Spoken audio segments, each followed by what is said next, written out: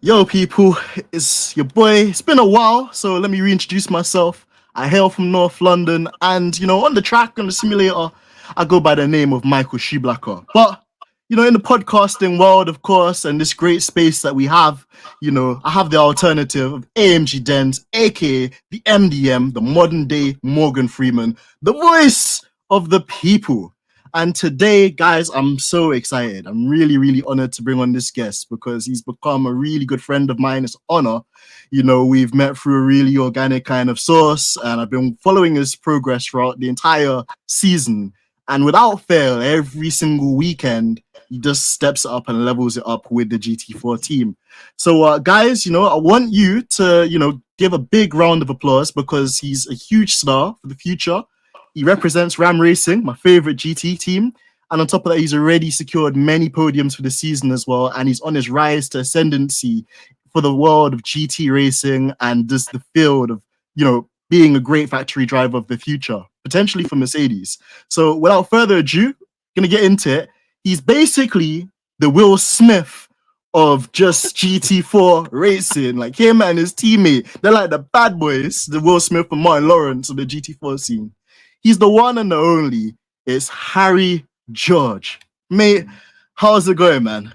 Yeah, I'm good. I'm good. You're right. Thanks for having me. Bro, anytime, man. I'm absolutely ecstatic. Words cannot encapsulate just how excited I am to have you on, bro. Like, I even have the poster in the background, too, as I was saying earlier.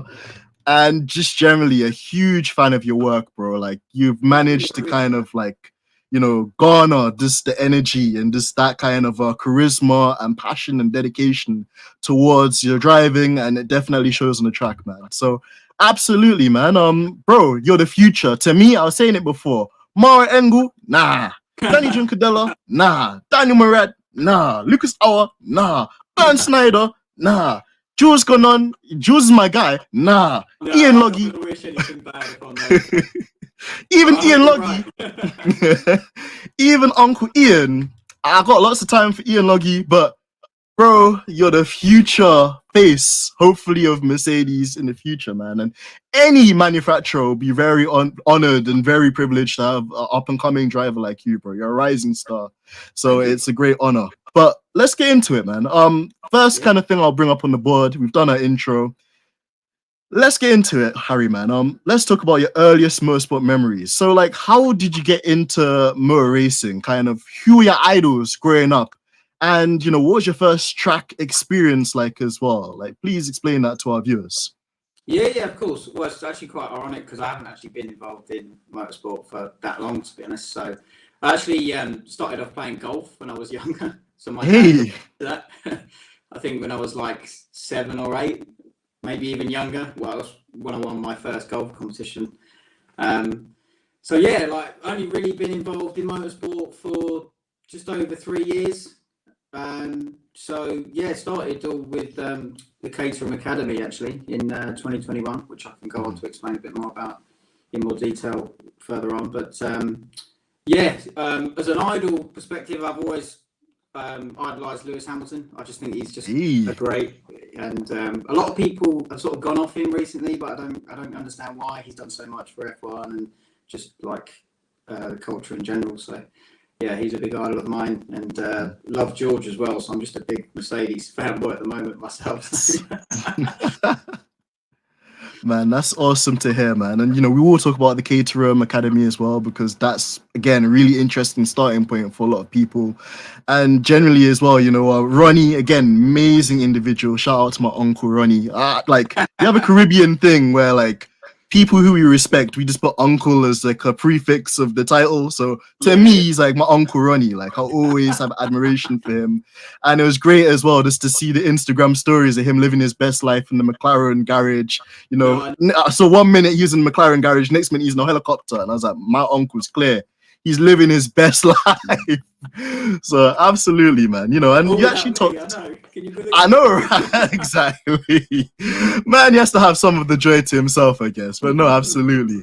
And you actually talked just about that. Like British drivers at the moment are like Harry. We're having a really great time in terms of highlighting British talent because you got Oliver Behrman, ex GB3 alumni making it into F2, obviously with Prema, and then getting, you know, that one standout opportunity to represent the Scuderia for Ferrari, you know, back early in the season at Jeddah, and just making such a great statement, and then getting a drive, of course, with Haas. You know, we've had 3 British drivers in the top 3 of Silverstone, which was nuts to me. I don't think we'd ever had that stat in quite a while, you know. So to have Lando up there, to have George up there, to have Lewis, like you mentioned, up there as well, is crazy. But yeah, just tell me, Harry, man, what's your thoughts just on like British drivers in the British racing scene?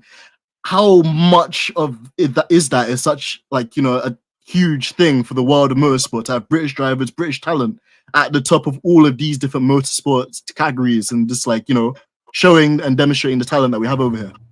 Yeah, no, definitely. I think it's great. I mean, in every championship you look at now, there's quite a decent turnout for British drivers. So, yeah, no, it's really good. It's really good. Does the country great, and long may it continue. So, absolutely. Well, this is the thing. When you can't rely on the English for the football, fingers crossed against the Netherlands today, by the way. And you know, when you're relying on the Brits again for tennis and Wimbledon. But when it comes to driving, we've got some of the best drivers, and I put you among some of the greats there as well, man. So long may it continue. And actually, you know, whilst we're on the topic of Formula One, we'll come back, you know, to quite a few bits extra. But what was your thought of the British Grand Prix this weekend, man? Because I think it was such, like, if you could get Hans Zimmer to write a musical script to like a great story, he come up with an absolute banger for what that race was in terms of this, the dynamics, the wet weather, the typical British summer. Yeah, I was going to say, it's classic. Just all the things. British, isn't it? But no, it definitely, the rain spiced it up a little bit. I was getting a bit worried when the McLarens sort of were rising to the top when it was going a bit damp. But good for Lando as well. So, yeah, no, it was really interesting, and I was a bit worried at the end actually because I thought Max was going to have Lewis, but then he just powered on and made it stick. So I was really happy for him. But yes, it was a great Grand Prix. I think it's been the most thrilling this year. So from a spectator's point of view, it's been really good. Absolutely, you know, and I'd invite people watching. We've got already up like 5 people in here, which is quite high for the first couple of minutes. But you know, yeah, just put your comments in what you thought about the race as well, because there's so many talking points. But like you mentioned as well, Harry, like, I think it was just a race of experience, and for Lewis to kind of make the right call, to manage those inters when the track was really drying up almost, when that first rain shower had went, you know, and then to kind of jump onto the softs, and they weren't like brand new softs either, they were scrubbed, and to like manage the pace at the beginning just so that, you know, Lando caught up, but not enough to where he had the DRS, but then also that you can have some tire life towards the end to kind of, you know, defend from a charging Max. I felt was superb, man. It was such a superlative drive. He managed his pace, but like you mentioned, the threat from Max on, you know, what was essentially the brand new medium or hard tire, I think it was so imminent. And it felt like as soon as he dispatched of Lando, it was almost scenes of like F1, I think 2020, when Lewis managed to finish the race on 3 tires. He's just kind of like triking his way, you know, to the finishing line. So sure if Max was going to catch him or not. Yeah, exactly, man. And just that really kind of tense moment. Going back to what you said as well, I think, you know, us all British drivers, they grow up in these conditions, so you know they thrive, and it shows because they naturally rose to the top. So yeah, no, it's from a skill set point of view, it's great for us. So absolutely, you know, I think actually that's a good segue, Harry, because we'll talk about kind of your early career and kind of, you mentioned the Caterham Academy. What was that like, man? Like, could you tell our viewers more about the Caterham Academy? What is it? How do you get into it?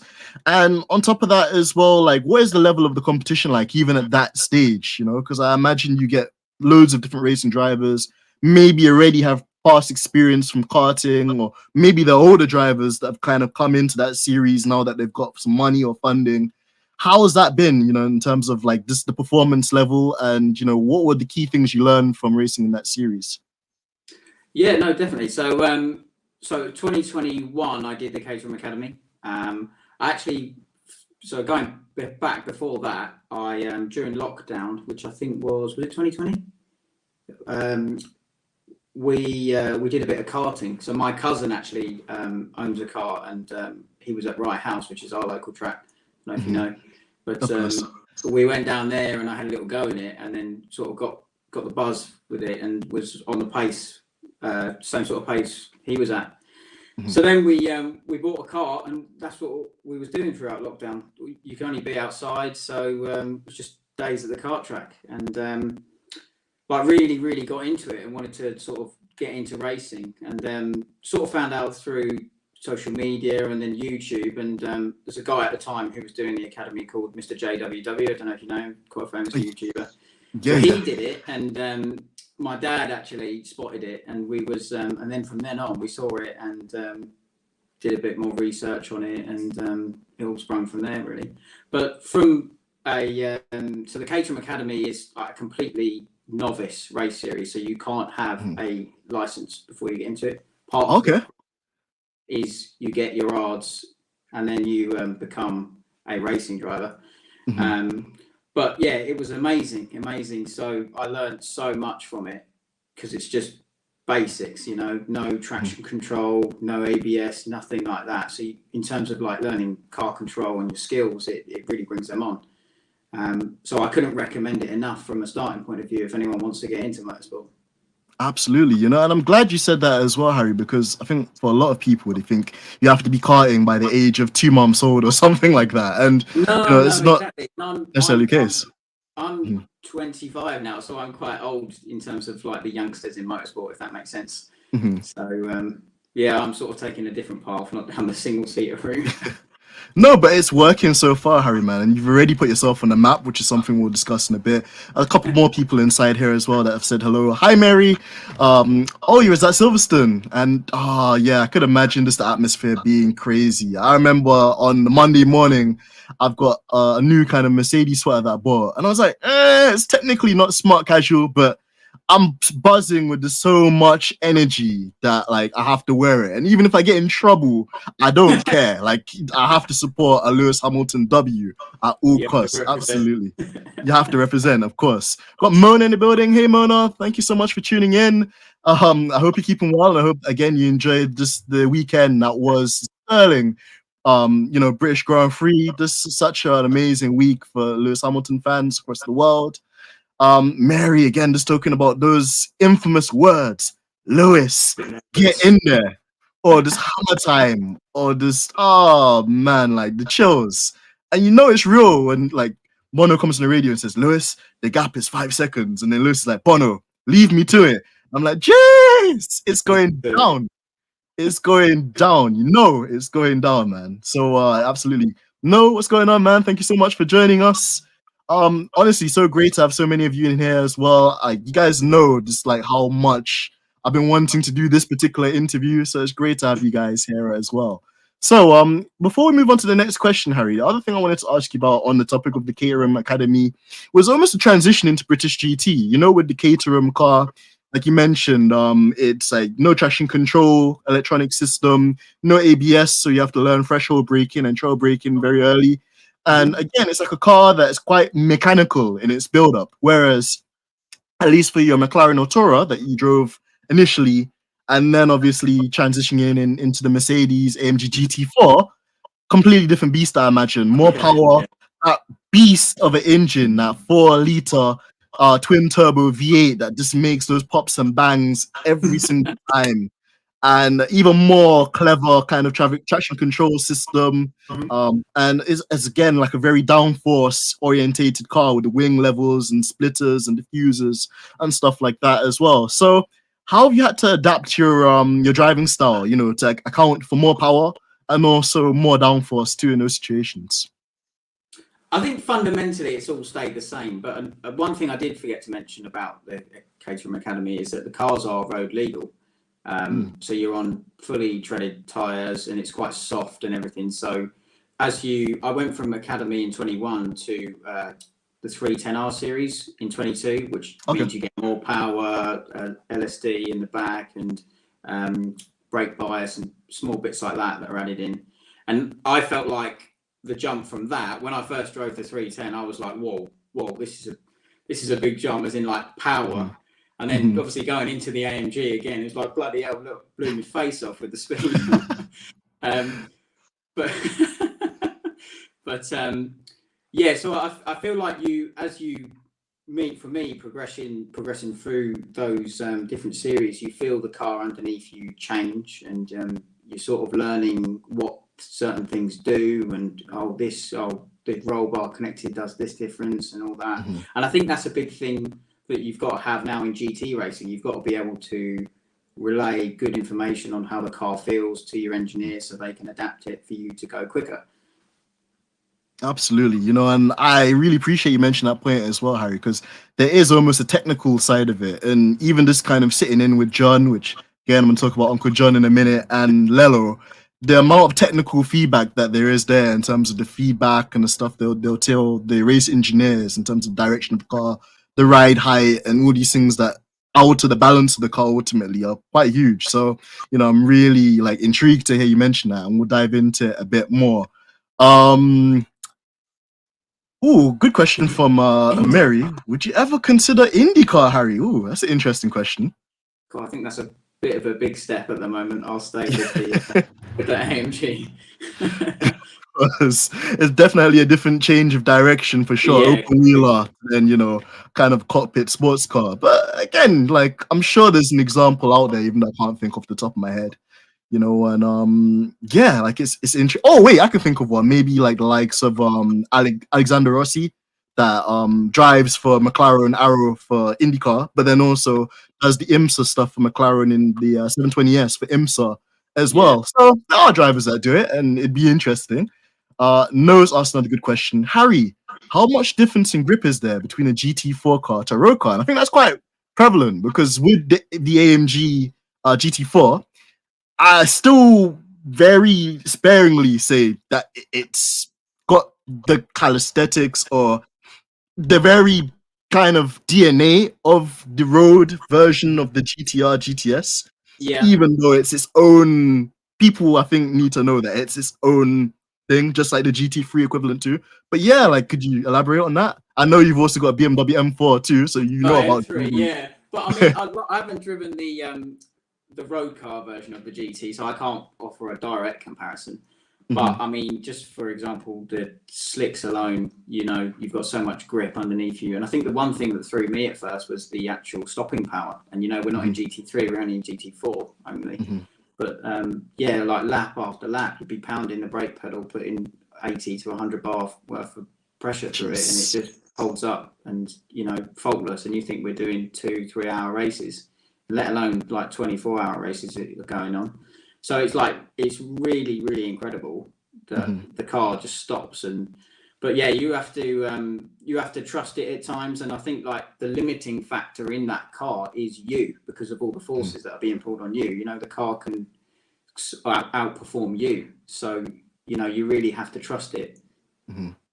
Absolutely. Another question as well, Harry. We've got some really great questions, guys. Thank you, and keep throwing them in. It's an interactive stream, so this is all what it's about. Are you going to Goodwood this year? I'm not going to Goodwood because we're racing this weekend, so I'm a bit preoccupied. Oh, yes, so they clash. Okay, fair enough. Yeah, makes absolute sense. But it would be cool one day. Would you love to do Goodwood maybe as a hill climb driver one day? I would. A little name drop as well. My dad actually went to Goodwood, I think it was last year, and he ended up going up the hill with Bruno Senna in the 720S. So that was quite an experience for him. Bro, Ronnie's that guy. Like when I chop this up afterwards, man, like he's living his best life. When I'm at his stage of life, that's how I want my life to be. Just like living life and enjoying it, man. He's worked so hard, bless him. Right, Harry, we'll move on to the next question then, because we want to keep people engaged and bring the spice. Bro, when you got into the GT world, bro, you managed to you and the team managed to attract a very interesting, some might say controversial sponsor. But listen, OnlyFans, if you're listening, call me. Call your boy AMG Dens. Listen, regardless of what people say about the brand or the franchise, if OnlyFans ring me tomorrow and they got the bag 50 for me, listen, OnlyFans plastering all over the background. Like, honestly, you have to do these things sometimes, but I was let me see if I can actually share on screen, because it's a really cool livery, and is this to kind of get that kind of but we had we had two liveries, didn't we? Because we had the McLaren, and then we changed into the AMG towards the end of the year. So, Exactly. I think I prefer the AMG livery. Absolutely. I think the AMG livery was cool, and I'm just trying to put it on the screen as well. Oh yeah. There we go, the two Harrys, these two mischievous guys, just with OnlyFans. And then let me get the other picture as well. Let me see if I could change it whilst we're here. Let's see. So share screen and then window, and then you're talking about delivery too. So let me get that up on the screen. Again, actually, that looks pretty cool. Like you could see that they're like the title sponsor, I guess, of Enduro Motorsport. And the non-wrapped bumper, that was my fault. But anyway, Harry. But whilst we're on the topic, Harry, like tell us, man. Like, so I think when I did my research on this, in 2023, Enduro did this stint with OnlyFans. It was cool because obviously people associate OnlyFans kind of with the taboo side, which one thing I'll say, I love the grid girls, by the way. Listen, there's a reason why the SRO probably don't give me a grid walk pass, because AMG tends to be too seedy on that grid walk with the grid girls. But that aside, like the team actually made this a quite interesting relationship and partnership, because you guys have vlogs about the race weekends, you have live timings about the practice sessions, how you did in practice, qualifying the race, etc. Like, could you explain maybe the commercial value in having OnlyFans on board, and how did that come about in a way? Like, was it a driver push? Was it somebody in the team that pushed for it? Did OnlyFans come forward and say, we like the idea of sponsoring a GT team? How about you guys? How'd that kind of come about? Yes. So Morgan and Marcus, who raced for Enduro Motorsport, they had delivery the year before. So the reins were passed over to us. So to continue that relationship. But yeah, I mean, people associate OnlyFans with the side that you mentioned, but from our perspective, it's a massive social media platform, isn't it? At the end of the day, and it's a huge brand. So to have that on the car was a bit of a privilege, and it done wonders for us for a marketing aspect, because everyone knows about it. It got people talking, and they did a few posts and everything on their Instagram, which really helped get us out there. So it really helped push us. So it was a great sponsor at the end of the day. Absolutely, Harry. And one question I wanted to ask as well, kind of leading into that, is with GT racing, it's not cheap. Like, obviously there's skills, and you've got like Formula One, which is the way kind of on the other side of the pond. But even to run like a GT car, one, in your response back, could you tell us like how much it is to even run a GT4 car for like a season or a race weekend? And two, like other sponsors, like I think are really cool for you guys is Muscle Miracle. I know you take your personal fitness very seriously, so get onto that. And James Car Detailing, again, shout out to James. How important is it to get like the sponsorship and to get that funding to raise for a GT like season or any kind of form of like paid motorsport series? Yeah, no, it is really important. I think for some people it can be a make or break as to whether they go racing at the end of the day. But yeah, I'm in a bit more of a fortunate position that we don't have to entirely be reliant on sponsors. So yeah, it's sponsors. In terms of who have we got? We've got Muscle Miracle. We've got loads and loads. And OnlyFans. When was it? Last year? Was it last year? I keep getting confused now. Last year, they did contribute a little bit to it, which was nice of them as well. So yeah, I kind of wish we had the OnlyFans back for this year. Man, it's spicy, man. It's spicy. We love spice. On the topic of which Colin was like putting stripping the dipping. Oh yeah, Colin. Before I get accused or abused and everything, and the livery this year I must say, the white, the blue, and the matching cars as well. I quite like that as well with the GT3. Absolutely. And I'll say I was gonna kind of shout him out a bit later, but I'll do it now anyway. Shout out to Daniel Crossman, because again I think he's done an extremely amazing job with those liveries. I think it's been cool for me to have to try and rebuild those in the simulator as well. And it's funny because you're like, it's like fuchsia and kind of a day glow green, and then you build it in the sim and it looks one way, and then you see the car in person, like, nah, it's a different shade. I need to go back to the drawing board and do all these things, or there'll be a new sponsor that crops up that you need to add to the sim version and stuff like that as well. So it's really, really cool. And yeah, just one of those things as well. So absolutely. Now, moving off of OnlyFans, actually, one other thing as well. Like, we've seen other drivers, Rennie Gracie. Don't know me. Don't ask me how I know about this. Just an interesting Australian female racing driver, which also is like branded by OnlyFans. Like, maybe for the other drivers, like, how easy or hard is it to get sponsors on board? Is it a thing where you kind of rely on personal connections? Is it a thing where you approach maybe different companies that you want to work with and you can kind of cross-sell something for them? How does that work in terms of like offering them something in exchange for their services? Yeah, I mean, whether it's a big brand or a small brand, you still got to put the work in, So, people 99% of the time, people will have to reach out and say, I can offer you this. And there's normally something in return, like you said. So it doesn't come as easy as people would naturally think. So yeah, there's a lot of work that goes on behind the scenes to make sure that people have got sponsors and stuff like that, and obviously how much they're committing, and when you get into the finer details.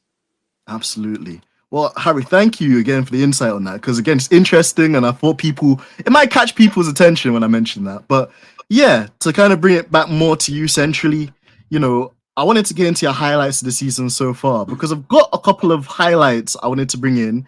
But even just meeting you in person, man, you're such a charming, kind of like great, talented guy. I could see that, you really think about your racing and you plan your moves. You think methodically throughout a race weekend as well. That's amazing. Bro, you're super humble. Like, I've got a really short story about this photo card as well, because I remember this on the Sunday, it kind of rained, so we didn't get the traditional driver's autograph signing session. Boo. But, like, you had them in your hand. I was like, yo, Harry, could I have one? And he's like, you want one? I was like, bro, what do you mean do I want? Bro, of course. Like, I just remember the snatching everything out of your hand, bro. I was so excited to get one from you. But yeah, man, like, you've had such a great season so far. You've had multiple podiums. I actually want to bring this up on the slides. Let me just share screen and I can see if I can get up. So, couple of memories. So we'll go with this one first. So again, this is actually the more recent one, I believe, at Donington, wasn't it? Donington Park. Yep, you and Luca, just spraying that champagne on Champagne Lane. Love to see that. I think there's another one I want to share as well. Let me just go through my archive again. This one I think was from. I must say, just touching on that. That was when we had 3rd in class, 5th overall, I think. Wow. Or 7th overall. But I was a little bit disappointed with myself, because there was one of the McLarens that was that I had quite a decent gap, and I remember there being a safety car and a full course yellow towards the end, which really closed that gap up. And then the McLaren just unfortunately got past and lost me a little bit. But I was a bit disappointed that I sort of let that happen so easily. But I mean, podium at the end of the day, so exactly, Harry. And I think it's still good. I still think. The thing I love about your mentality is that you don't want to just be doing it for the sake of participating. You don't want to be like just on the podium. Like, you've got a very Senna-like mentality where it's almost like if you don't get first, it's almost like being second is like the first of the losers, kind of like. And I admire that. But I also just want to reiterate that you've done an amazing job, man, considering that, you've made that progress with the team. You're working with Luca, which is your first year in that partnership as well. Ram Racing, as far as I'm aware, they haven't run a GT4 car before. So it's like the first time that they're doing that as well. There's so many nuances with this program, and you guys have just been bagging results, even if it's not, all right, the first place, which is coming. It is coming. Definitely. Like, you've been putting in the work. And one other highlight I wanted to show on the positive was just this moment. I'm gonna see if I can pull it up on YouTube. British GT, please don't sue me for this as well, because I'm only just trying to put the sport on the map. And before I get into it, I just want to say big shout out to David Addison and also Joe Osborne. They're my favorite commentator duo. They're like the Kane and Undertaker commentary. But Harry, I'm going to play this clip very quickly for our viewers, and afterwards you can tell me kind of your thoughts on this outstanding move. Let me play the clip. D3 on the BMW, and now Harry George makes his move on the inside line. Look, going down towards Old Hall corner. Has he got the traction? Thinks better of it. Charles Dawson. In park car, Mercedes on the left there. You on the inside. Corner a bit wide. Stays ahead, but there is a gap for Harry George to take, but he's not quite brave enough. Yes, he is. He does go through. Goes through. Coming out of Denton's. So Harry George goes through up one place in class. That puts him 5th in GT4. And that flappy wheel liner is... Bro, let me pause that for a second. Mate, talk me through it, man. That was an audacious move on the inside there, especially around Alton Park as well. It's so unforgiving. There's grass, there's curbs, anything that's there to unstabilize the car. And, you know, like, just tell me, because when I asked you about this move a couple of months ago, you were saying that it was something that you were sitting behind and calculating where the guy was going. And it's just so cool to get your insights. So please share that with us.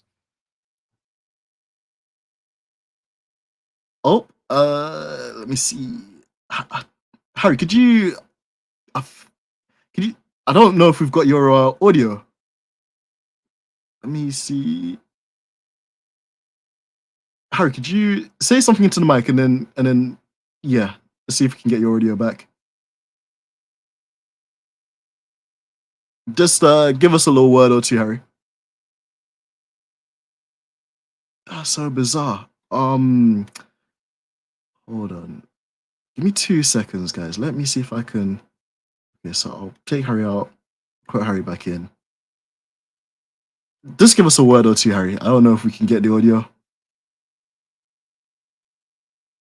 Ooh. All right, let me just go on the stream and see if I can think. And also, guys, let me know in the chat if you guys can hear me or if it's just that thing as well. And shout out to everyone here as well.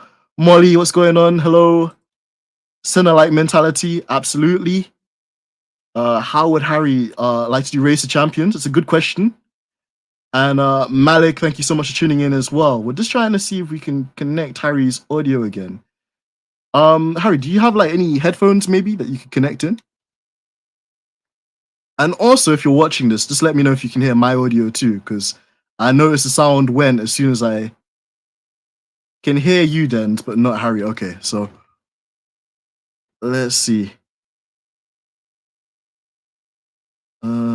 Yes to Race of Champions and the IndyCar questions. Yeah, absolutely.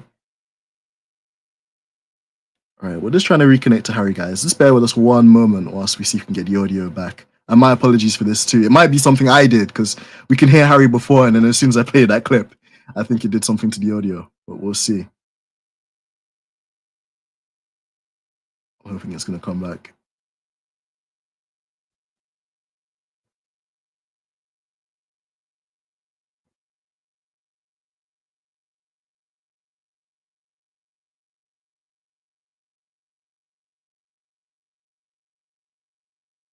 Just give us a second, guys, whilst we get the audio sorted. And yeah, just like, I can't wait to hear Harry's response on that overtake, by the way, too, because it was outstanding, honestly. Yeah, let's see if, so Harry, like, leave and see if you can rejoin, and hopefully that should reset. But yeah, let me, absolutely. Let's give that a try.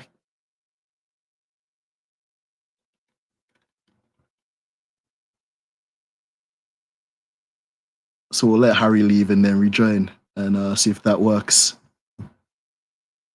YouTube copyright? I really hope not. I really hope not. Let's hope it's not a YouTube copyright. Oh gosh, they can be a bit pesky like that sometimes. But yeah, let's just see. Harry should join us soon and then we can resume that.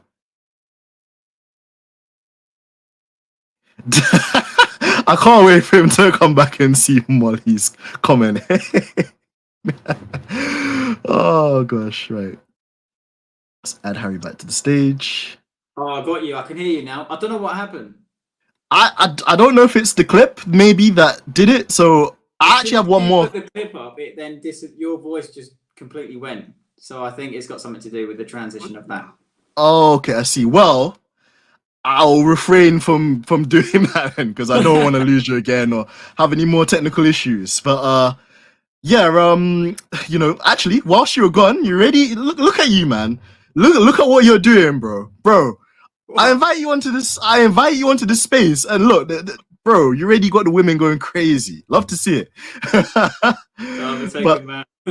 bro, okay, fair enough. But we respect it, and Mrs. George, she's gonna be a very lucky woman, and vice versa. Like, I'll so be getting a ring to hear that.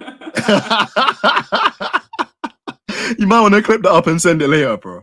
But yeah, just tell us about that overtake, and then I'll talk about something else afterwards in relation to this highs and lows for the season.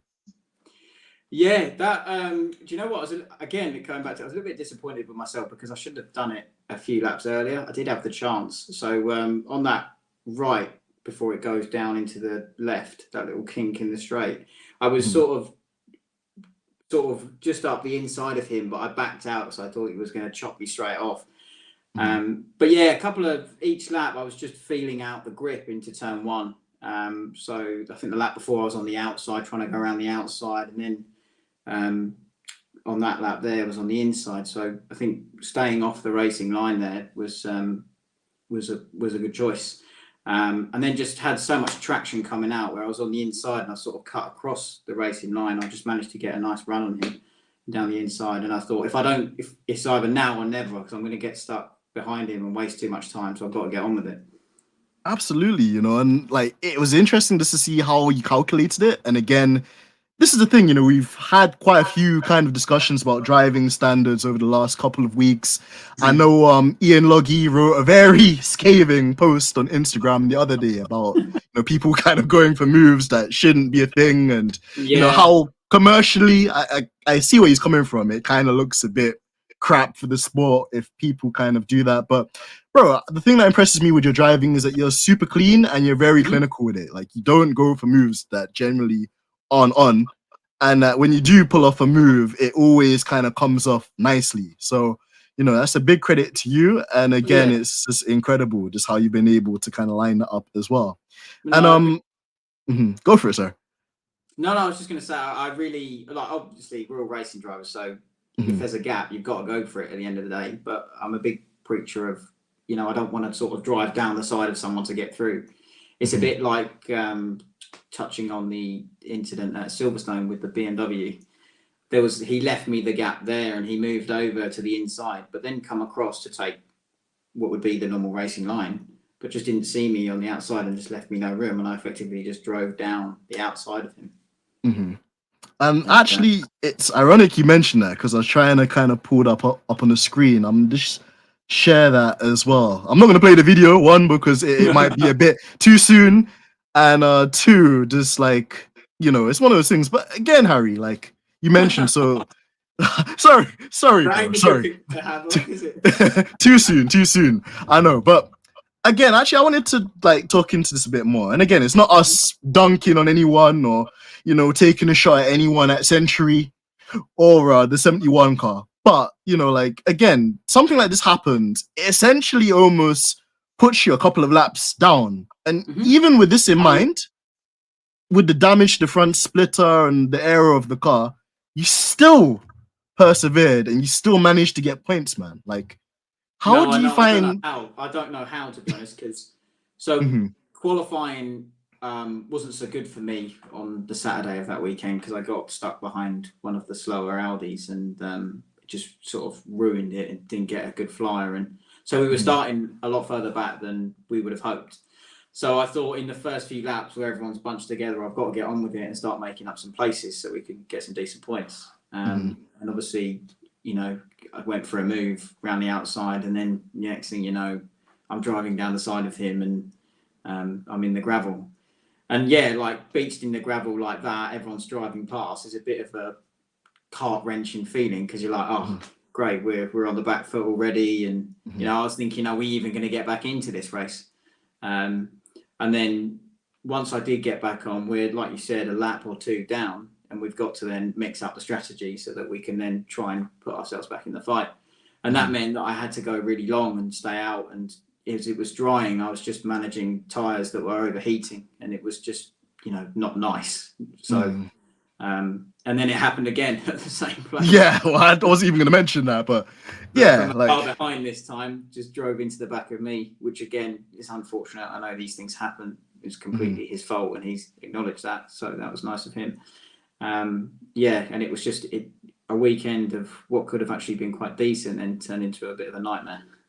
And again, like, you know, I would have wanted more for you guys. I was actually at this race as well, so it would have been amazing to come up to you guys after as well and kind of celebrate. But more than that, Harry, I think of all the things you've done, this is kind of for me where my respect and kind of my fandom for you grew, because it would have been very easy for you to just say, sod this, man, and call it a day, and for the mechanics to, you know, call you in and to give up. But the mere fact that you, Luca, the team, you guys really pulled through together. You guys continued to push.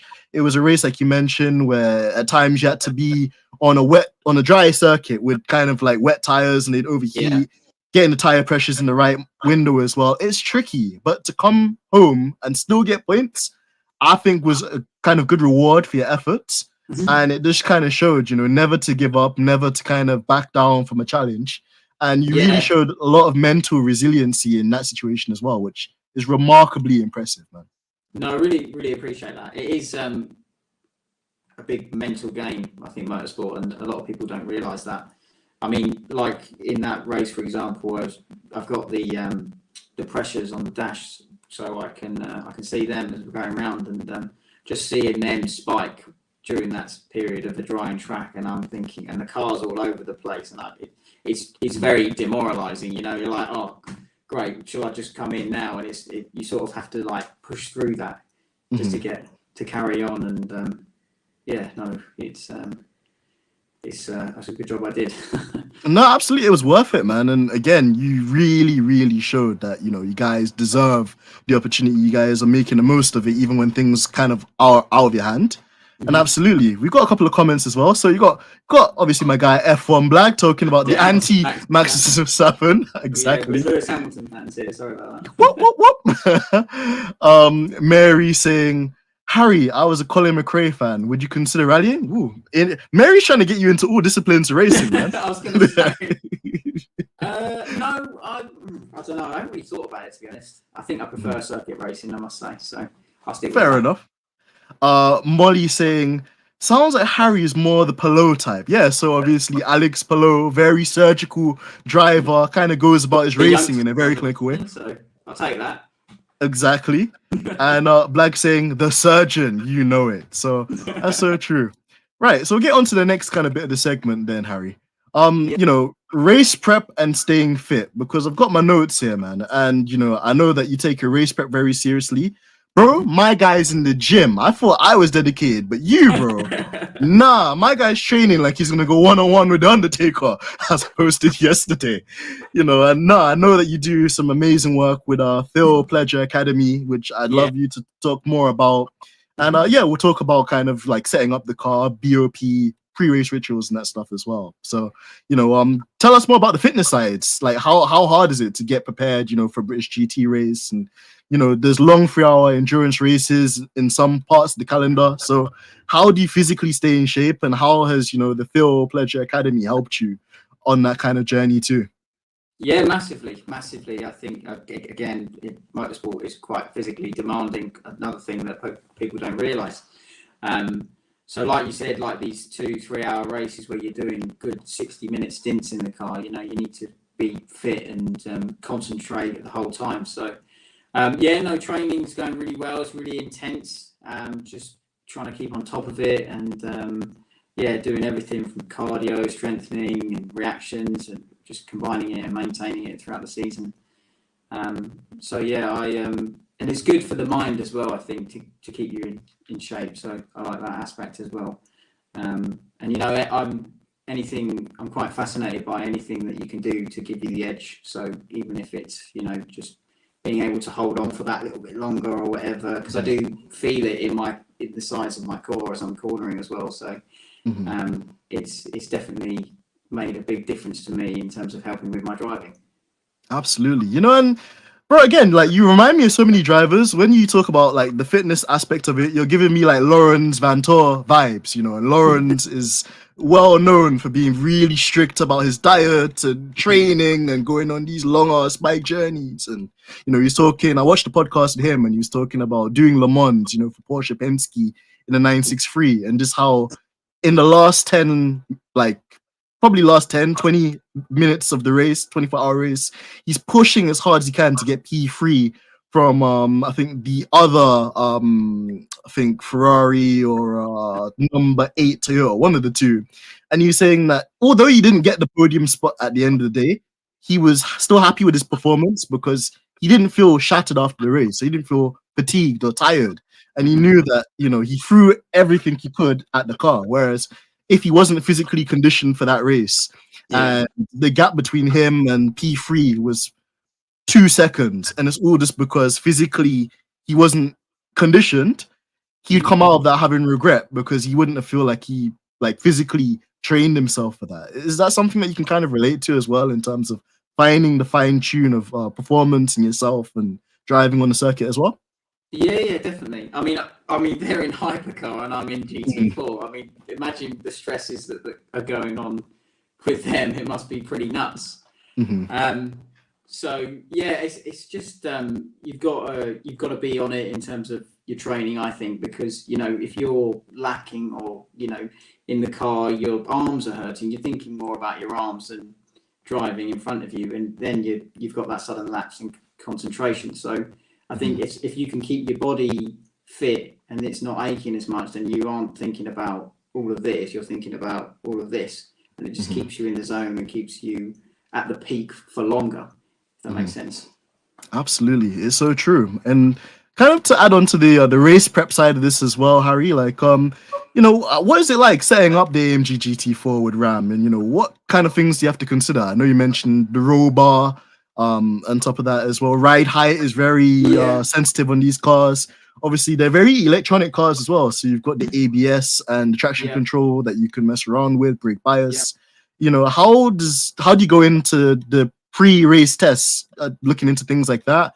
You know, does BOP influence kind of how you also, Could you tell us more about that? The BOP's just come out. Well, it's actually not just come out. It's been out for a while for this weekend, and we've got 10 kilograms less of weight, which I think makes a massive difference in such a heavy car that we've got. So I mean, I'm not mechanically minded, so but I know the basics is in like toes, cambers, roll bars, and stuff like that. So we tend to have a day before the round so that we can then the cars come out of the previous race weekend and we can see where it's at in relation to this circuit and then adapt it accordingly.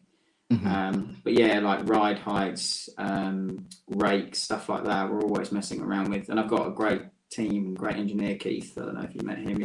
He's great. He knows the AMG inside out, which I think really helps. So and then it comes back to me just being able to, you know, relay back what I'm feeling underneath me. If I'm going into this particular corner and experiencing a bit of the rear come around, then I will tell him that on the radio. I've just got to be very clear and precise with my information that I give to him so that he can put that into his engineering brain and go, right, we need to change this on the car. Exactly. And I think, like you mentioned, it's a great skill to kind of hone even from kind of the stage of which you're in your career, and then to relay that and be able to feed that back to the engineers, looking at the telemetry as well to see where you can gain or make an advantage on is quite huge as well. 100%. I think that's a good skill to have as a driver as well going forward, because if you're known for your good feedback and everything like that, then engineers are going to want to work with you, aren't they? So absolutely. And kind of the last question on this topic as well is, do you have any pre-race rituals? Because, you know, you got some drivers that say they only get on from one side of the vehicle, you know, or you'll see people making the sign of the cross, you know, or people just like kind of like listening to music like Daniel Ricciardo and headbanging to some Slipknot and some Foo Fighters. You know, what do you kind of do, you know, to get yourself in the zone and psyched up for the race? As funny as it sounds, I do nothing. I do the complete opposite. I try and think about it as least as possible, because then I get wrapped up into what happens if this happens, if this happens, if this happens, and then I lose my own head a little bit. So I try and stay out of it and just worry about it when I'm in the car, and as soon as those lights go out in the race, everything just disappears. But for me, the thing I get most nervous about is qualifying, because I feel like you've got no place to hide. Everyone's on the same fuel load, same tyres, you know, everyone's brand new. So, you know, it's a really fair shot. So, yeah, just that's when the nerves sort of kick in right before then. I could imagine, but man, you've got this. You've got this, Harry, man. You just need to, like you said, just get yourself into it. And bro, I've seen the immense talent that you have, man. You and Luca do an amazing job with that car. So, you know, and talking of which as well, move on to the next question. Life with Ram Racing, Harry, because, you know, you've come into a team and man, Ram, just where do I start? You've got a great owner in John Ferguson. Shout out Uncle John, you know, again, because not only is he an exceptional businessman, he's done so well on that side of things, but he's you know, he's not one of those business people that don't get motor racing. He's one of the drivers and he's won races, you know, he's a multiple Snetterton race winner, John, you know, and he's done it at different levels in Porsche, Carreras, in Formula Ford, you know, so you've got an amazing kind of owner in John that gets the business, gets the platform. You've got a great team manager in Stan Harper. When I was catching up with Ronnie, you know, he's explaining to me how Stan's kind of changed the vibe kind of in the garage as well. You know, you got my guy Raffaele Marcello there as well. Again, he's not here this weekend, though, is he? I know Max Hesse is replacing him as he's got duties in the World Endurance Championship. They're going to go back to back, aren't they, from last year? So exactly, and it'd be amazing if they can. And bro, also pressure on you guys because we want to see a GT3 and GT4 clean sweep as well. So looking forward to that. But then, yeah, even onto people like the mechanics, you know, Ollie Record. Amazing guy that I kind of connected through Instagram that week that I saw you at the track. And again, even admin. I mean, great guys that I've got around me. Ollie, actually, he was involved in a bit of catering stuff when I was doing it. So I've sort of progressed with him. And everyone's fantastic. You know, like Rambo is such a proven team, I think, in this championship. And I mean, let alone this championship, there's like 24-hour stuff, and what else have they been doing? So you can, you know, you really see that the quality is there, which is great for us because, you know, it's going to help going forward. Absolutely, you know, and just the way that they manage to capture these moments, you know, shout out to Rob Ladders because again, that guy is such a genius when it comes to social media and kind of like, you know, bringing you guys to the forefront. It's amazing, and I think as a fan, you know, it helps to connect a lot more with you guys as the drivers and as the team, and to like be backstage and to see things unfold. And one thing I was going to say as well is that, you know, the garage this year has such a cool vibe. Like, you know, when you kind of go there and you're on like the GT3 side, you've got John and all his like high profile friends. It's like, damn, man, I feel like I'm in a James Bond kind of scene here with all of these high profile people, you know. I don't know if I really fit in here, man. Like these guys, you could tell that they're very successful people, you know. And then even on the GT4 side, bro, let me say something, Harry, when I come to your side of the garage, bro, I feel like I'm at a Beatles or One Direction concert. There's all these women, all these friends, all these family, all these young people just crowding around the car. I'm like, wow. Bro, this is something like I've never seen before, man. Like, really do it, you and Luca, you know. So yeah, we've got quite big families in terms of the support they offer as well, which is great. You know, I can't thank my mum, dad, brother, sister, and my girlfriend who come to every round. So, you know, really appreciate their support. Absolutely. And you know, on the topic of that, we'll get into the next question, bro. Let me ask you something. Who's your editor, bro? Who's your? I need to steal your editor. She's actually watching this. I'm gonna catch her out now. Because genuinely, bro, your content bangs. Just every time I watch it, it's like I'm watching a movie, fam. Like it's incredible. She's just set up. So it's Jazz Alawi. She's just set up her own company called Delta Studios. So tagged in all of my reels. So.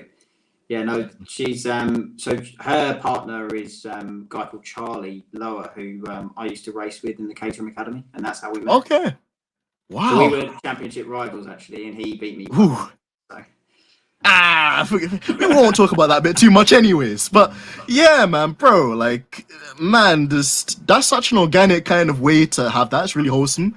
But also, bro, like I would show it if it wouldn't crash the audio. I'm not going to because of that. But man, when I watch your videos, bro, it's like I'm there, like in real life. Just the stuff you do, just like she's done some pretty cool stuff, and it's it's really good. Good. Bro, it's sensational because like the Mercedes GT4 one was like the driver's eye of what it's like to drive in the car, and then seeing you in the car, even just kind of. I have to have a camera here and here. I can imagine it's probably not the most comfortable thing, but bro, it's worth it, man. It's worth it because what I'd say as well, Harry, is that in this kind of day and age, like I guess like a lot of drivers have their own unique selling points, and I find with kind of the older drivers on the grid, like. They're not as bothered about social media or engaging the fans or whatever it is. No, I think, exactly. You're right with that. But I think obviously us younger generation, we're trying to, make a bit of a name for ourselves, and we want to get out there. And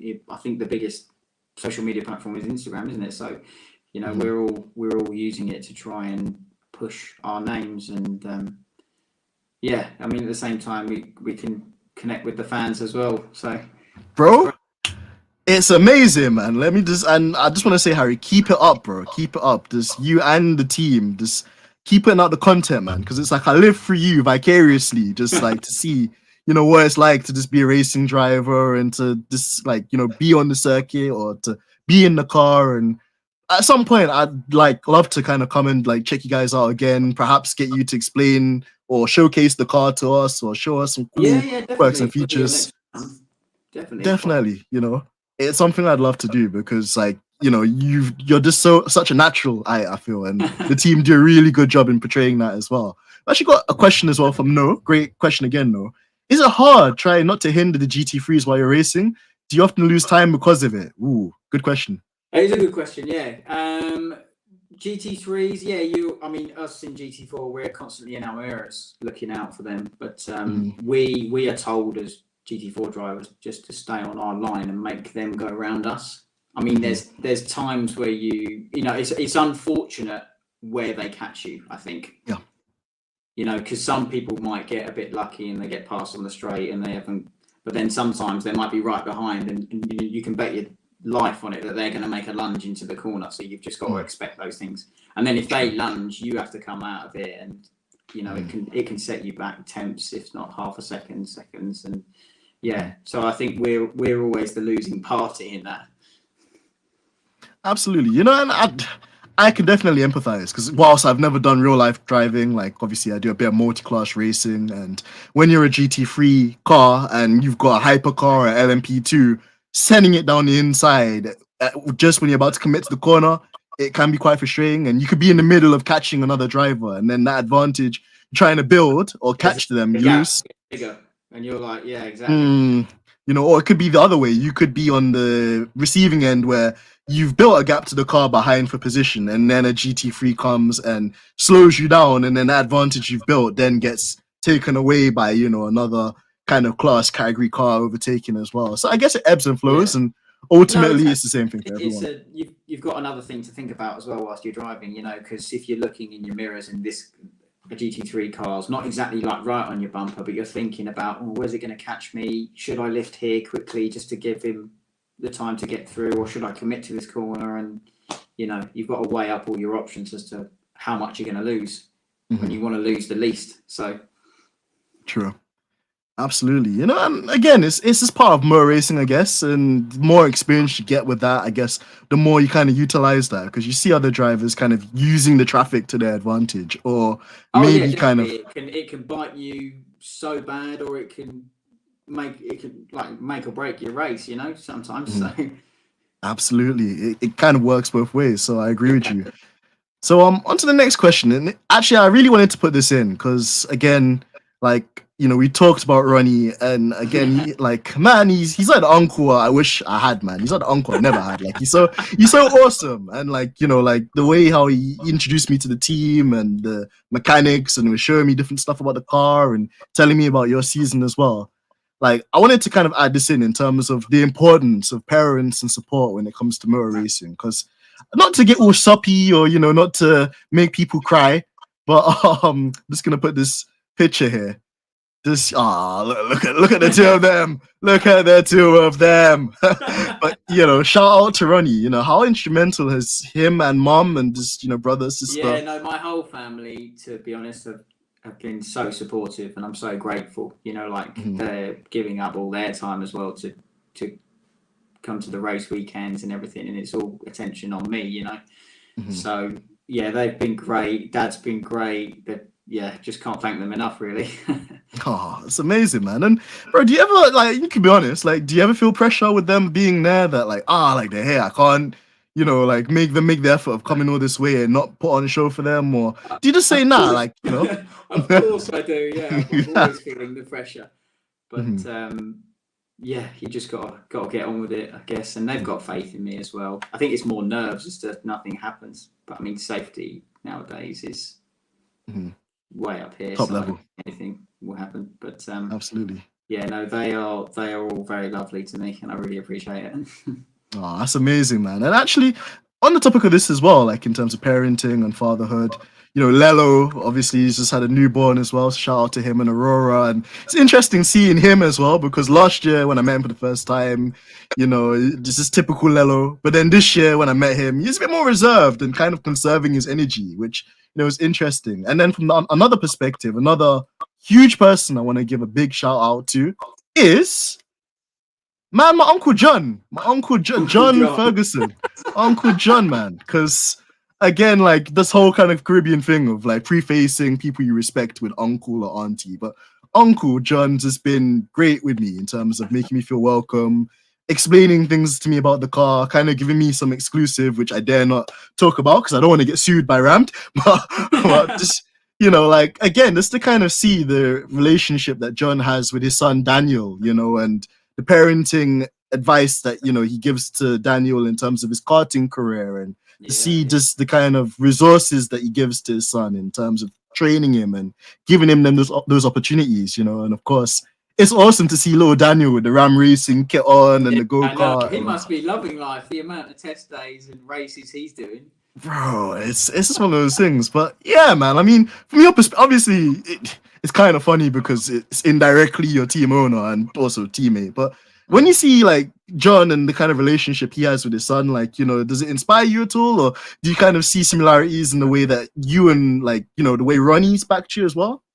Yeah, no, I think it is relatable because it's a dad that's passionate about their son in motorsport as well. So I can definitely relate to that with my dad. But he's very good. He wants the best for us as well on GT4, even though he's got his own driving to focus on, which is nice of him as well. So yeah, and we can try and work together throughout the weekends where we can, with all the traffic and everything. Yeah, well, I was gonna say I had a intrusive thought. I was like, ooh. Could you imagine? I'll try not to impede him as much. It's more me impeding him, not him impeding us. But just another situation. Let's say if there's a battle for a lead, and John's leading, and you just happen to let John through, but maybe you don't let the Century guys through, or you don't let the 2Cs guys go through. Who knows? Or the... I think I'm not going to say too much on that. I think it's a bit of an unofficial thing that goes on with it. Fair, and we love it. We just love the drama. But no, I mean, it's interesting to get that insight nonetheless. And by all means, big shout out to everyone in the team. And, Ronnie, we're coming nearly to the end of this episode. It saddens me because there's just so much that I still feel we have to learn about you and more that we can do to support you. And definitely I'll talk about that at the end of the show. No, but I really appreciate what you're doing so far. Man, thank you, man. But yeah, for you, what are your long-term goals? Because, you've got a great platform. You've already showed that kind of breadth of ability in terms of skill, in terms of raw speed, in terms of technical ability and working with the team. You're gaining the experience as well. What is it that you'd like to do long term? Because the point I'd like to make is, we see drivers graduating from GT4 into GT3, and then from GT3, we see them becoming factory drivers. And particularly with Mercedes, you got the likes of Frank Bird. I don't know if you're familiar with him, British driver that was driving for AMG, and then last year I think he got a young driver test in Yas Marina. And then just from that, he gets a factory drive with the team, represents them at Nürburgring, represents them at certain events, which is cool.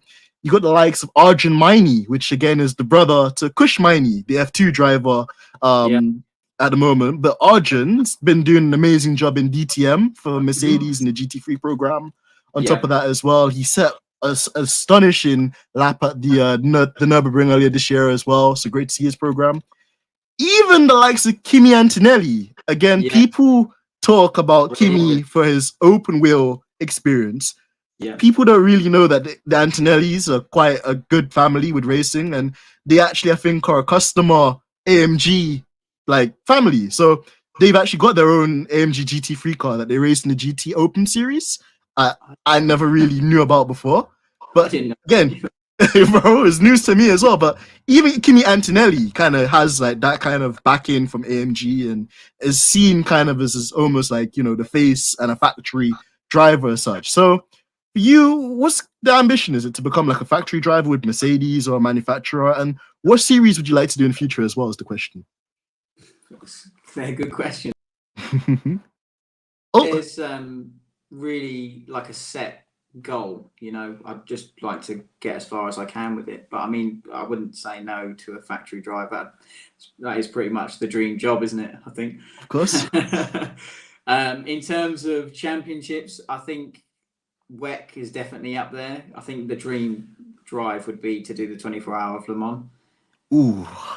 So and even saying that, the 24-hour Nürburgring. So but you need a special license to do races at the Nordschleife, so I don't have that yet. But that'd be nice to add to the locker. So yeah, I think big 24-hour races like that, you know, the top end of endurance racing. So yeah, man, you'll get there. Like, again, I know that you're very humble and very kind of like, nah, don't say that, bro, but the way how AMG have like picked you up, you and Luca, and they post you on the social, like, you're already on the radar, man. So like, I already feel that there's, bro, I think you are, like, you know. And yeah, like, for me, this makes me proud because I know that if you were to get the opportunity, and when you get the opportunity, you're gonna make the most of it. And on top of that as well, like, just even having a team like Ram, which have the connections, and, you know, the likes of Raffaello Marcello, you know, like a reigning Mercedes champion that's like won Macau for them, and, you know, won the GT Sprint championship with them. You're already in a circle of people that have been there, done that, you know, and can make that possible. So, you know, like, I have such a high ceiling for you, man. I know that you're gonna do exceptionally well. He's won quite a lot, isn't he? He's experienced things from both sides, AMG, BMW, isn't he? So exactly, Ferrari at one point as well in his junior career. Exactly. Like, people forget that at one point he did like a test for Sauber, and I think Malaysia in I think 2016. So again, just there's so many awesome people on the grid that have such a kind of plethora of experience. But then for you to be amongst them and challenging them, racing them, I think it's super awesome, man. So you will get there. You just need to it's keep your head up. He's so, being around him in the team as well, he's so relaxed for such a mega driver. You know, everyone sees him as the best in GT3, well, before he went to hypercar, and even us as drivers would all be like, hang on, you know. So we're almost like, everyone's a fan of him, you know, but he's just so relaxed. He's unbelievable. Yeah, man, I was gonna say the same observation with him, man. He's just so chilled, and like, even this, like, you know, people don't know this, like, Raffaello Marcello has a Chihuahua, and it's just the funniest thing because he's like the tallest, lankiest, biggest like racing driver ever, but then he's got like little tiniest dog as well. It's just, yeah, man, like, you couldn't make this up with Lello. But yeah, man, I mean, got the collection. I'm a huge fan of him, as you know, and yeah, just like, it's cool to be around people like him. And by all means, you'll be creating your own history, and soon I'll have Harry George models in here as well, next to the Pablo Montoyas, the Schumachers, the Lewis Hamiltons, and whatnot as well. So absolutely, man. But yeah, you know, one other question I wanted to ask you, Harry. I don't know, growing up, bro, like, you're only a couple of years younger than me, thankfully, so you make me feel younger. You might remember a BBC TV series, bro, called Snog, Marry and Avoid. It was on BBC Three. And just, bro, it was this really crazy reality TV program where members of the public would be asked to match up with different people. I'm not going to get into the premise of that because BBC don't pay me enough, but I've remixed it, bro, and I've got Taxi, Dinner, race. So basically the premises of it is, bro, is I want you to think about like this the British GT roster, everybody on there. If you had to take a taxi ride into town with any driver on the grid to get to Snetterton, right? And then whilst you're in the Snetterton area or just like the town where the circuit's located, you got to go out for dinner. You have to pick another driver to have dinner with. And then there's a third driver that you just had to have like a one-on-one showdown with in your AMG GT4.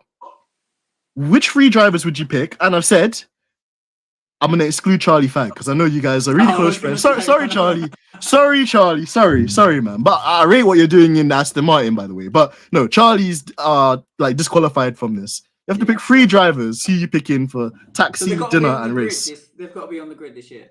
They got to be on the grid, or you could be. I'm gonna give you some leeway to pick a bonus person, but you have to give me an explanation for why you picked them. Do you know if it's the same car? I'd say race. I'd say Marcello straight away.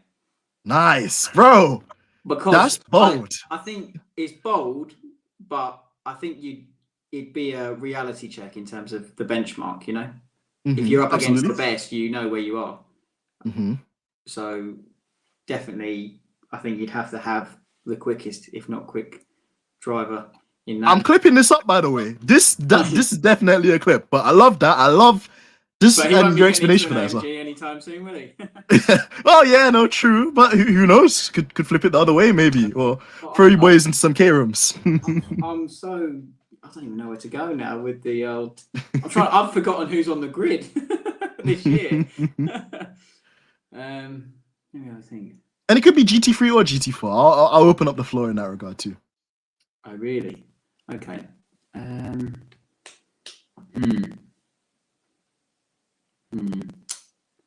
a bit stuck now, I must say. I don't know. It's. I'm actually thinking about it properly. You know, like it's so tough. It's so tough. I think taxi and dinner. I think it'd have to be one of the youngsters. Okay. I think taxi. Let's say Josh Rowledge because I've get on with him quite well, and he's doing GT3. Nice. Can have a quick catch up and all that about things further up the grid and all that. Sure. And then for dinner, I think it's got to be maybe someone like Johnny Adam. It's interesting that you mentioned Johnny because he's a very interesting individual. Like I remember like last year when I went to Brands Hatch, like I saw him in the 2C's garage because he was with James Cottenham. And like he came across quite shy. Like I was like, "Yo, man, like Johnny," and he's like, "Hi." Actually, saying that, maybe Max Gertz. Ooh, Maxi, yeah, Maxi would be interesting. Like he's a funny dude, man. He's a great guy, very talented, and again, like Maxi as a Mercedes driver, like he's up there, man. I hear all definitely. About that, to be fair, I'd be asking non-stop questions about. Yeah. DTM champion for Mercedes AMG, bro. Like he'd be a great kind of person. And that's the thing with Maxi too. Again, he's just one of those drivers I feel like he'd make time to speak to people and he'd just be very honest with you in sharing any tips or any kind of things as well. So absolutely, you know, and on the topic of that as well, we got a couple more questions. Wait, Malik. Nah, I love that. That's all what this show is about. So easy yet so hard at the same time. But this is what we like. This is what we like, Harry, man. It's about like, you know, peeling back all the layers on stripping the dip in and just kind of getting into the psyche of what you guys think. So I appreciate that. We've got my friend Malik here. He's actually a lawyer from Miami. And we have this whole thing about cussing each other's native land. So he will just dunk on British food and we'll just talk about obesity in America. So we're way up there. On a more serious note, Molly was saying, ooh, Le Mans. And yeah, absolutely, you know, to go there. But great question she asked. What two drivers would Harry want to do Le Mans with? Which, again, good question. Who would you pick? I think the first one would be Charlie Fag. Nice. Okay. We'll allow him on this one. Because he's actually done it once. So I think it's good to go with someone that you know really well and who's obviously done it so they can help with their experience. Mhm. As for second driver, does it have to be someone I know, or can it be anyone? All right, I'm gonna let you pick somebody you know, and then just anyone. Anyone is I could say Marcello, couldn't I? Because I've had true. Yeah, fair. You know him very well, his and past, exactly. true, You know, he put a good stint in, so true, absolutely, man. I'd be the one slacking in this, wouldn't I? Bro, don't say that, man. I rate you to be up there with them, and by all means, you know, it's a team effort at the end of the day. So, you know, like it's great to see that. But yeah, Marcello and you know, Charlie Fag, that is the dream team. I think because obviously they've been around for the year, so I've gelled really well with Charlie in particular, and he's helped me quite a lot this year so far. And obviously speaking to Raffaele quite a bit as well. So I think we'd all bounce off each other in that scenario. Absolutely, man. Like it'd be like a full kind of like Ram kind of reunion, man. I'd love to see that. That'd be incredible. Perhaps we need to, you know, speak to John about maybe spending a budget on it, perhaps. But no, it's amazing, man. And kind of on the topic of which, we'll round it up fairly soon, Harry, because I'm conscious of taking your time, and I've been so like appreciative of having you on. Let's have a bit of a Snetterton preview, man, because like Snetterton's a very interesting circuit. Like for me, I had to go into the sim and learn it just for the Ram racing thing I'm gonna put out later on this week, and it's quite a technical circuit. They're very interesting. To be fair, I didn't really think of it like that until you mentioned it to me the other day. You know, it's got high speed, low speed, medium speed stuff, hairpin. Even that Augustini corner. Yeah, exactly in the middle, and it's got quite a few weird corners. I think everyone can admit. You know, coming out of Coram into that, and then the other bend as you come out of under the bridge. I mean, after they've got to be Grundle, like the weirdest corners in motorsport, haven't they? You know? Yeah, it's such a disjointed circuit in that way, but you know, yeah. So we had a day. When was it? Last week on Tuesday, I think it was. Good day there. We got good pace in the dry, good pace in the full wet. But when it's a bit of a damp track, I think that's where people might catch us out a little bit. But it looks like it's going to be raining all weekend, isn't it? I think Yikes! It was meant to be dry last week. But yeah, the slight better bolt with less weight should help. And I think we'll know where we are come Saturday morning, Friday evening. So yeah, but hopefully we could do with an overall podium. About time, eh? About time. Yeah, absolutely, Harry. You know, and there's one guy I think just trying to pull this up whilst I do this. Let me see if I can get the picture up. There's one individual I know that could inspire you to do greatness. Let me see if I can get the picture up. Yeah, I think I know two individuals that can inspire you to victory. You recognize these two? Again, we were in the same position as they were last year, but in GT4. Exactly, man. Bro, I think I would lose my mind if there was like a double Ram podium or double Ram win for GT3 and GT4. I'm speaking it into existence, Harry, but man, like I'd be unbearable on social media. I'd just be every GT fan would hate me if they're not like a Mercedes or a BMW fan, because I'd be so. You thought me going into work with like a Mercedes sweater was bad. Oh boy. Like when I get my Ram Racing t-shirt and Ram Racing sweater, it's a different story. Like man, I'd be unbearable. But no, like, you know, like we're super excited just to kind of see you guys go and take the challenge there. Bro, there's only 2 more rounds, I think. Afterwards, we go back again to Donington Park. Yeah, and then Brands Hatch. Yeah. So again, man, like it's been a very quick season. Yeah, but no, it's flown by. It's absolutely flown by. I can't believe we're like past the midpoint already. But yeah, one more question as well. Actually, Noah says, how much different does the car feel race to race with BOP, and how long does it take to learn? No, with these questions, you know, I love them. Well, I mean, we test throughout the year with it in BOP state, so we don't veer away from it, so we know roughly where the car's going to be. I think the weight we don't as feel it as such, but you might see it in the data in terms of top speed or lap time. You might gain like half a tenth or something if there's a little bit less weight. But I think like bigger differences like front ride height and stuff like that, you notice more in how the car handles going into corners and stuff like that. So it really depends on what they're changing at the same time as well.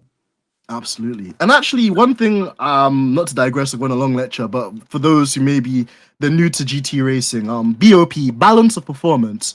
Yeah. So essentially, because it's a series that's homologated with loads of different cars, you can have an AMG, which is a front-engined kind of machine, going up against, let's say, a McLaren or, let's say Audi R8 GT4, which has, a mid-engine setup.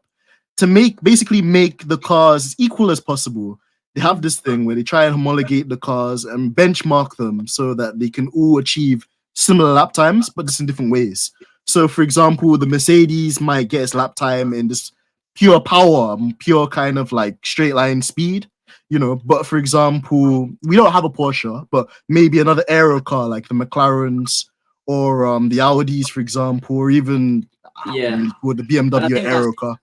I just, whilst you mentioned that, it sort of took me back to a moment. I remember when we was at Brands GP and I was in the AMG and I had a McLaren in front of me. The way it just sort of turned and went was like, whoa. And obviously that had been us for the first half of the year, last year. But yeah, I hadn't really noticed that until I saw it from a third person perspective. And I was like, wow. All these cars are different in so many different ways and they'll excel in different areas. So, I think it's quite key that they are really on top of the BOP.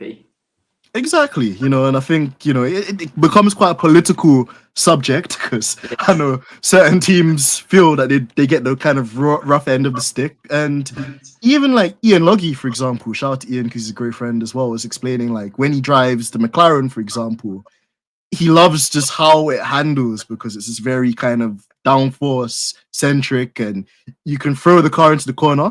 But then drive the AMG, the GT3 version, and he said for some reason the AMG was just quicker over a lap. And it's interesting to get that insight. This is into how cars change, how the balance influences the driving style, how different cars achieve lap times in different ways too. And even Jules Ganon, I think we're saying that this year maybe Mercedes haven't had a favorable BOP in the SRO GT World Challenge series, but he said, it's nothing to complain about. It's just that they expect that the Mercedes is supposed to make up its lap time in the corners. So they pay more attention to the ride height and trying to make the car more dynamic on the GT3 side of it. So it's always interesting to kind of see how that plays out. And it's cool because, we all have brands that we affiliate to or love growing up. I was like a huge Mercedes fan because of Lewis, Michael, but I also like BMW because as a kid I used to play Need for Speed Most Wanted, and the poster car back then was the M3 I think it was the M3 E46 GT3. Yeah. So man, that car was a beast, and just seeing like a track car on the road, it's like, oh my god, this is so awesome. So we all have those affiliations, and as a fan, you can support Toyota, you can support BMW, Merc, Audi, Lamborghini, Ford Mustang. Again, the Ford Mustang GT3 car has actually been quite interesting to see in, the SRO or even the IMSA series.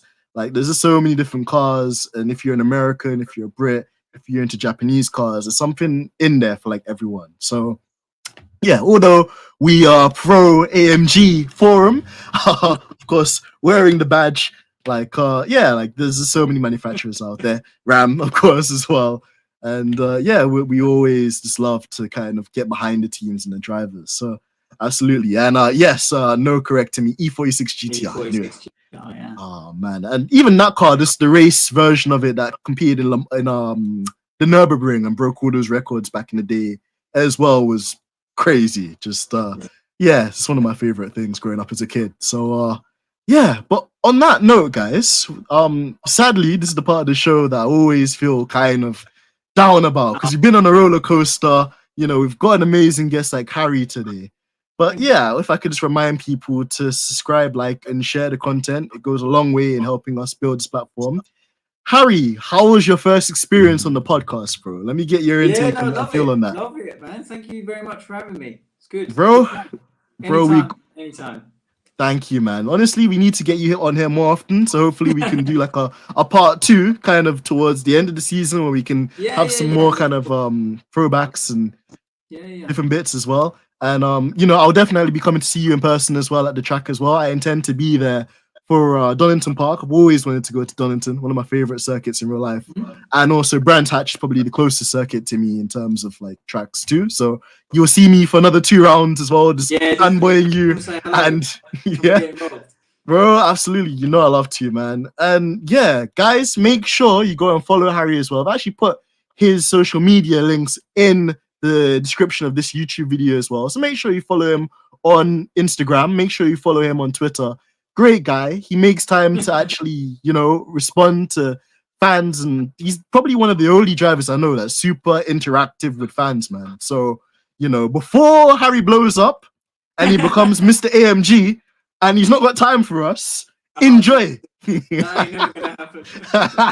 Thank you, man. But no, Harry, I just wanted to give you the floor. Is there any final words that you wanted to say? Any kind of message to the fans? Anything at all you wanted to say on behalf of Ram Racing? Just anything at all, bro. Let us know. Not much to say other than just thank you for your support, everyone, and yourself included there.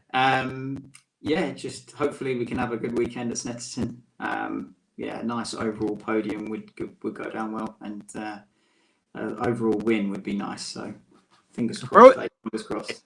It's coming, bro. It's definitely coming. It's coming home. But let me not say that too quickly. But yeah, like I'm very positively optimistic, man. You guys are doing a really great job. I know that you're uber critical of yourself. I know this, but man, you're doing an outstanding job there, man. I've been watching. Don't think I don't watch, bro. There are times where, like, I'm like, bro, exactly, man. It's always behind, but yeah, man. Like, sometimes I'm like, should I shoot him a message? I'm like, nah. Let him focus. Let him get into the weekend. But, right. bro, thank you, man. But no, honestly, like, it's great to have you on this platform. Definitely gonna always continue to show support and care, and just have you at the forefront of everything. And yeah, man, guys, it's been your boy AMG Dens. I've had the formidable, the sensational Harry George as well. And yeah, man, listen, rising star of the future. Make sure you buy your stocks early, because listen, when Harry goes over, boy, man. His head's getting a bit too big, but yeah. But no, big shout out to Harry, big shout out to Ronnie, big shout out to Ram Racing, big shout out to John, Lelo, Luca, just all the mechanics, all the engineers. Shout out to Rob, man like Rob, Big shout out to Rob. I need to convince Rob to come onto the podcast now as well, and convince John, because like they keep running away from me. I'm like, at some point I'm gonna catch you. But but yeah, no, I mean they might see this and be like, you know what? Yeah, Den's actually isn't that bad. So yeah, man, Harry, I appreciate you, man, for just being one of the first to come on, and I appreciate you, man. So we're gonna call it there on the stream. I think we got one more comment. Got no with the clap of hands. Thank you so much, man. And yeah, catch you all soon. It's been your boy AMG Dens. Make sure you like, subscribe, and all the generic stuff YouTubers tell you to do generically. And yeah, until then, we'll catch you soon. Peace. Thanks.